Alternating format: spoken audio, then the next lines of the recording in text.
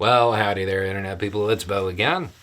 So, today we're going to talk about the United States and aid and the capabilities of the United States. And we're going to talk about a position that some officials have taken, particularly those who are Republicans and in the U.S. House of Representatives, when it comes to providing aid. And whether or not that position actually makes any sense, because a whole bunch of questions have come in about it.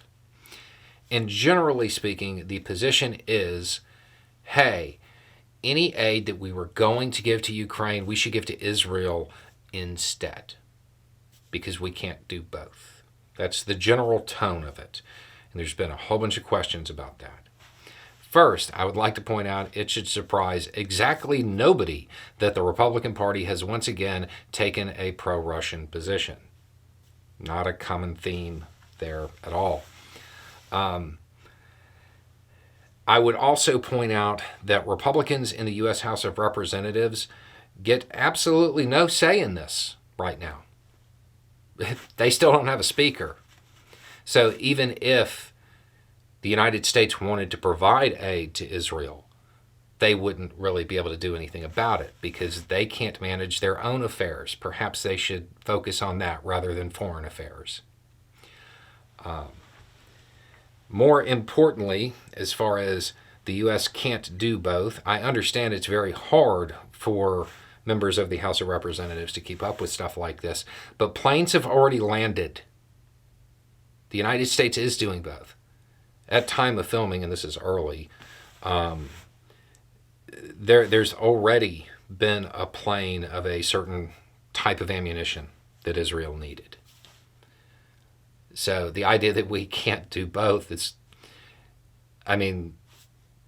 we are. So that doesn't seem to be a real issue. It's also worth noting that they wouldn't need the same things. They would not need the same things. Israel is not putting together a military and replacing massive amounts of losses and trying to counter a full-scale conventional war. Israel is going to need bits and pieces of little things that they don't have a large supply of. That's what they're going to need. It's not even remotely the same. If somebody thinks that Israel would need the stuff that we've been giving to Ukraine, which generally speaking is stuff that's like 20 or 30 years old, they probably aren't somebody you should seek an opinion about this type of stuff from. Just saying. More importantly, Israel doesn't need our help. Not really. They'll need little bits and pieces of stuff, but it's not the same. And then from a foreign policy standpoint, I would suggest that anybody saying the United States cannot provide aid to two different nations, one fighting a very large conflict and one fighting a relatively small one, perhaps they should think about the message that sends on the international stage. It's another example of people who are interested in social media clicks putting out a message for a domestic audience and not understanding how it would be read overseas. The U.S. is actually super lucky that Israel did need something, because you have people in the U.S. government out there saying, well, we can't help. We don't have anything. It's not a message you wanted to telegraph around the world, just saying.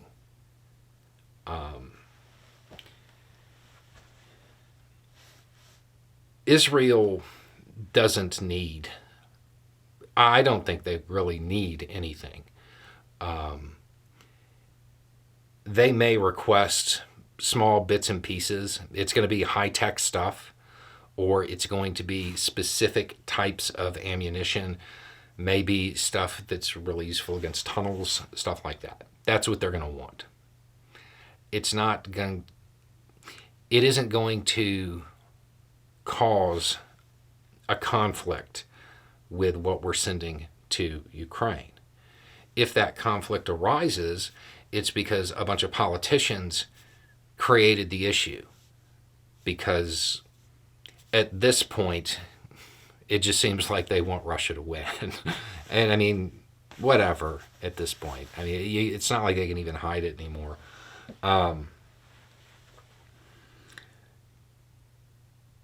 I personally do not see this as a huge issue. I don't think that this is going to become one. I think those saying that we can't do it, once they eventually find out that the U.S. has already done it, I would imagine, at least hope, that that talking point would go away. Again, at time of filming, I'm aware of one giant plane load arriving with a specific type of ammunition that Israel requested.